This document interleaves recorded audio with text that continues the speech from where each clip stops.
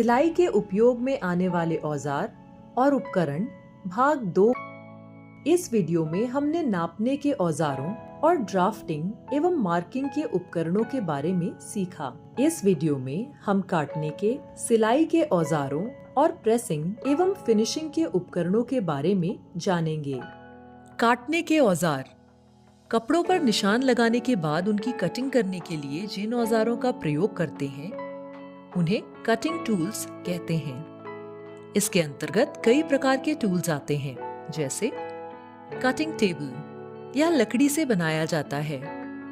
Table की सतह पर लैमिनेटेड कमर्शियल बोर्ड या MDF लगाया जाता है। इससे इसे साफ करने में आसानी होती है।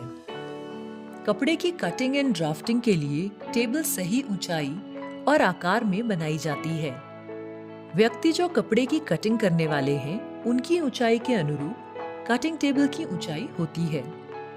आमतौर पर कटिंग टेबल की लंबाई 6 फुट, चौड़ाई 3 फुट तथा ऊंचाई 3 फुट तक होती है। कैंची।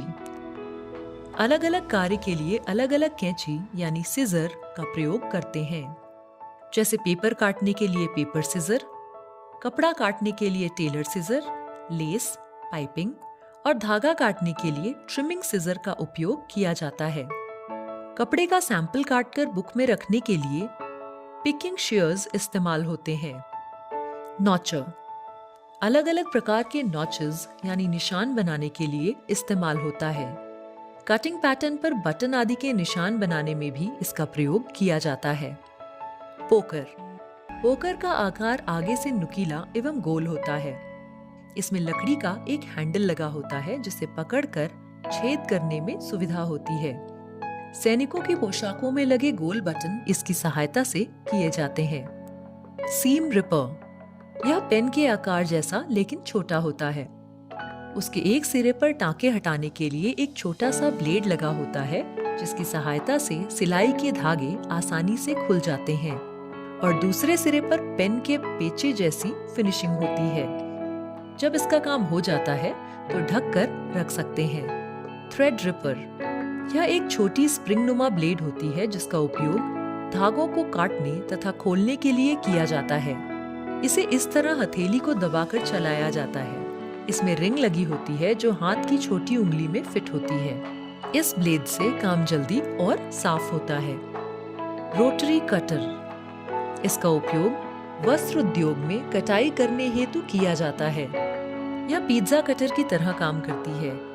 रोटरी कटर से फैब्रिक कट करते समय नीचे एक कटिंग मैट का प्रयोग किया जाता है, जिससे कटर की धार खराब ना हो और फैब्रिक को सफाई से काटा जा सके। सिलाई के औजार। सिलाई करने के लिए विविध औजारों की आवश्यकता होती है। इसके अंतर्गत कई प्रकार के टूल्स आते हैं, जैसे सुई यह सिलाई का मुख्य उपकरण है। यह निकेल धातु पर स्टील का लेपन करके बनाई जाती है।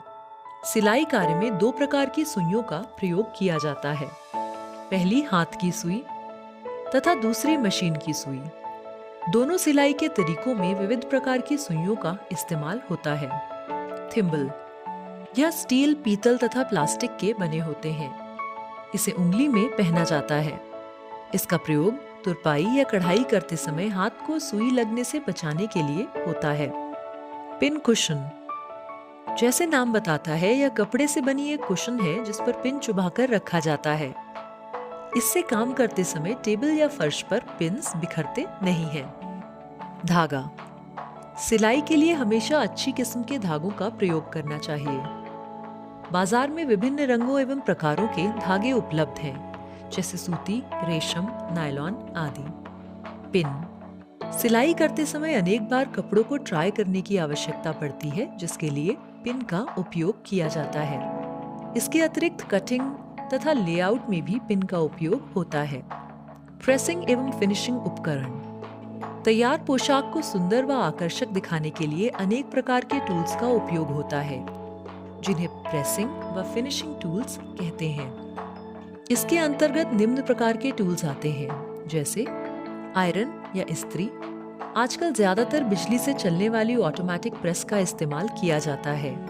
इसमें कपड़े के अनुसार गर्म करने की सुविधा होती है।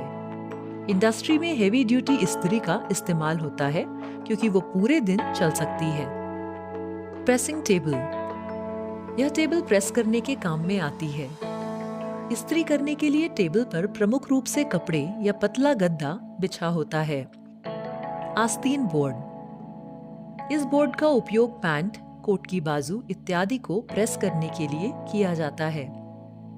स्पंज, प्रेस करते समय कपड़ों पर नमी देने के लिए स्पंज का उपयोग होता है। ब्रश, कपड़ों पर लगी धूल, गंदगी व धागों को साफ करने के लिए ब्रश का उपयोग होता है। पैकिंग, खूबसूरती से बनाया हुआ ड्रेस अगर आकर्षक तरीके से पेश किया जाए तो और भी खूबसूरत दिखता है, इसलिए पैकिंग महत्वपूर्ण है। गारमेंट फैक्ट्रियों में भी इसका ध्यान रखा जाता है। इंडस्ट्री में कागज और प्लास्टिक फिल्म पैकेजिंग सामग्री का इस्तेमाल होता है, जैसे कि craft, crepe, tissue, paper foil, paper board और वाटरप्रूफ पेपर। हैंगर, प्रेस करने के बाद कपड़ा हैंगर पर टांग देने से उसमें शिकन नहीं पड़ती। सिलाई के काम में लगने वाले अनेक औजारों और उपकरणों के बारे में हमने जाना। अब आपके लिए एक काम, आपके नजदीकी टेलर के पास जाकर इन सारे औजारों को प्रत्यक्ष से देखें और वह उनका उपयोग किस तरह कर रहे हैं उसका निरीक्षण करें।